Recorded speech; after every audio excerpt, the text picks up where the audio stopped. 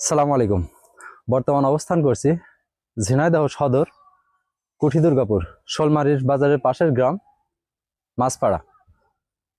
আজ আমরা এসছি খুবই একজন হতদরিদ্র মানুষের বাড়ি, যার বাড়িতে এসছি তার নাম রুহুল আমিন ভাই। অনেক অসুস্থ এবং তার যে থাকার জায়গা বাসস্থান, সেই বাসস্থানটুকু নেই বললেই চলে। আপনারা দেখবেন যে এই দেখেন টিনগুলো ক্ষয়ে যাচ্ছে। এত পুরাতন টিন, যেখানে বৃষ্টি হলে নাই কোনো গ্যারান্টি। অহরহর ছিদ্র রয়েছে, যে ছিদ্র দ্বারা ভিতরে পানি সহজে প্রবেশ করে। এবং এই যে শীতের যে মৌসুম চলছে, শীত হয়তো এখন পড়ছে না, কিন্তু আগামীতে তো পড়বে। এই শীতের মধ্যে তারা কিভাবে জীবনযাপন করবে এটা জানি না।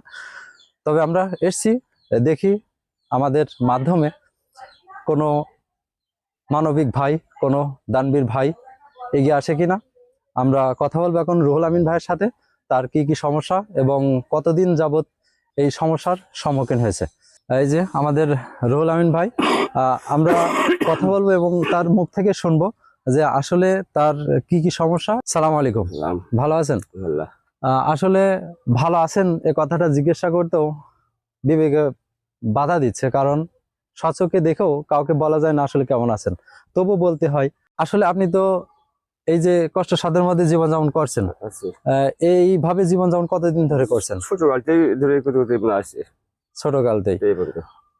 এই যে পুরাতন টিনগুলো রয়েছে, এই যে ঘর বাড়ির অবস্থা, এটার কারণ কি? আপনি কি কোনো শারীরিক সমস্যার মধ্যে আছেন যার কারণে কাজ কাম করতে পারেন না? শরীর সমস্যা আছে, শরীর পুরো হাড় ছেঁড়া সমস্যা, দীর্ঘ দিন ক্ষতি হয়নি, ছোটখাটো এরকম অবস্থা। এখন আপনার পরিবারের বর্তমান সদস্য কয়জন? 3 জন আছে এখন। 3 জন। এই 3 জন সদস্য বিশিষ্ট যে পরিবার, এই পরিবার আপনি কিভাবে চালাচ্ছেন? খুব কষ্ট করে ওই আছে যে আনি 2-3 দিন পরে আবার করি নিয়ে করি, মানে খুব কষ্ট হয়। আপনারা দেখেন, যার পরিবারে 3 জন সদস্য রয়েছে, যে সদস্যের 3 বেলা খাইতে দিতে হলেও মিনিমাম 1 কেজি চাউল লাগে দিন। তিনি একদিন কাজ করে আর 3-4 দিন ধরে কাজ করতে পারে না। তো আমরা চাই আমাদের এই ভিডিওর চিত্রের মাধ্যমে আপনারা এগিয়ে আসুন। আপনাদের এই যে শোলমারি কুঠি দুর্গাপুর গ্রামের অনেক ধনবান ব্যক্তি আছেন, অনেক দান ভীরু ভাইরা আছেন। আমরা দেখেছি বিভিন্ন জায়গা, বিভিন্ন ভিডিও চিত্রে যে বিভিন্ন মানুষের পাশে থাকেন। আমরা চাই যে রুহুল আমিন ভাইয়ের পাশে থাকেন। আপনার যে পরিবারের সদস্য 3 জন, আপনি কি একাই অসুস্থ নাকি 3 জনের মধ্যে আরো কি অসুস্থ আছে? ডায়াবেটিস আছে। আপনার বাড়িওয়ালার ডায়াবেটিস, দেখেন তার স্ত্রীরও শরীরে ডায়াবেটিস। আসলে কি বলবো, ডায়াবেটিস যদি হয়, আপনারা তো জানেন যে ডায়াবেটিস সকল রোগের মা। শরীরে যদি ডায়াবেটিস প্রবেশ করে, তো মনে করেন যে সকল রোগ সে আস্তে আস্তে টেনে নিয়ে আসে।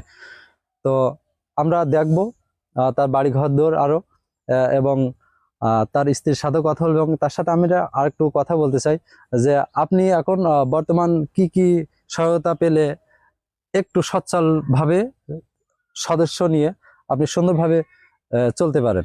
ঘর দর হলে তো ঘর বেশি প্রয়োজন, একটা ঘরের বেশি প্রয়োজন, বাথরুম নেই। একটা ঘরে তার বেশি প্রয়োজন, এবং পাশাপাশি তার যদি একটা কর্মসংস্থান করে দেওয়া যায়, আমি আশাবাদী আর কারোর কাছে হাত পাততে হবে না। কর্মসংস্থানটা এমন হতে পারে যে তার বাড়ির পাশে ছোট্ট একটা দোকান, বা তার জীবনযাপন করার জন্য একটি ভ্যান বা একটা রিক্সা বা একটা অটো রিক্সা, যাই বলেন না কেন, যাতে তিনি কাজ কাম করতে পারেন এবং এই 3 জন সদস্য বিশিষ্ট এই পরিবারটা সুন্দরভাবে চলতে পারে। আমরা তার স্ত্রীর সাথে একটু কথা বলবো। আপনার যে স্বামী, তিনি তো বললো যে তিনি অসুস্থ এবং আপনিও নাকি অসুস্থ, আপনার ডায়াবেটিস। আমার ডায়াবেটিস। আপনারও ডায়াবেটিস। আপনারা তো এইভাবে জীবনযাপন করছেন অনেকদিন। আসলে গ্রাম পাড়া মহল্লা বা চেয়ারম্যান মেম্বার থেকে কোনো সাহায্য সহযোগিতা পাননি? না, পাইনি। কোনো কিছু পাননি? না। দেখেন, এত মানবতা জীবনযাপন করেও আমাদের চেয়ারম্যান মেম্বার তারা এই মানুষগুলো দেখে না। কিন্তু কেন দেখে না, এ প্রশ্ন কারো জানা থাকলে একটু বলবেন। তবে আমরা চাই যে যারা চেয়ারম্যান মেম্বার আছেন, যারা সরকারিভাবে সহায়তা করতে পারেন, আপনারা দয়া করে এই ধরনের মানুষগুলোর দিকে একটু তাকাবেন। এই যে দেখছেন, এটি হচ্ছে তাদের রান্নাঘর, যেখানে প্লাস্টিক দিয়ে বা কাগজ দিয়ে তারা রেখে দিয়েছে, যাতে বৃষ্টি বাদল বা ঝড় বৃষ্টি পানি ইত্যাদি না লাগে। আমরা ভিতরের পরিবেশটা একটু দেখব। আপনি দেখেন, এই দেখেন সম্পূর্ণ ছিঁড়ে নষ্ট হয়ে গেছে। আসলে এভাবে জীবনযাপন করা যায় কিনা আমি জানি না। এই দেখেন ভিতরের অংশ, দেখেন একটা মানুষ এখানে কিভাবে রান্না করতে পারে বসে। খুবই কষ্টসাধ্যের মধ্যে জীবনযাপন পার করছে। আসলে আমরা চাই আমাদের মাধ্যমে আপনারা একটু এগিয়ে আসেন। এই দেখেন একটা টয়লেট, যা আদি যুগেরও আগের মানুষ এটা সচরাচর ব্যবহার করত। একটা টয়লেট যদি করে দেওয়া যায়, এটাও তাদের জন্য খুবই ভালো হয়। এই যে টিউবওয়েলটা রয়েছে খুব সুন্দর, কিন্তু বাড়ির যে মহিলাগুলো রয়েছে তারা দেখেন একদমই ফাঁকাই গোসল করে। এই জায়গাটা যদি ঘিরে দেওয়া হতো অবশ্যই এটা সুন্দর ছিল।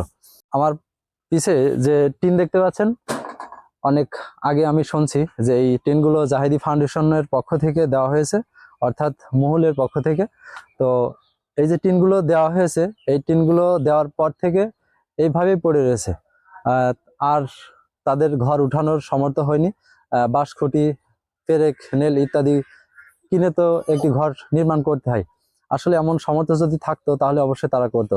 সমস্যা নাই বিধায় টিনগুলো এখনো বছরের পর বছর পড়ে রয়েছে।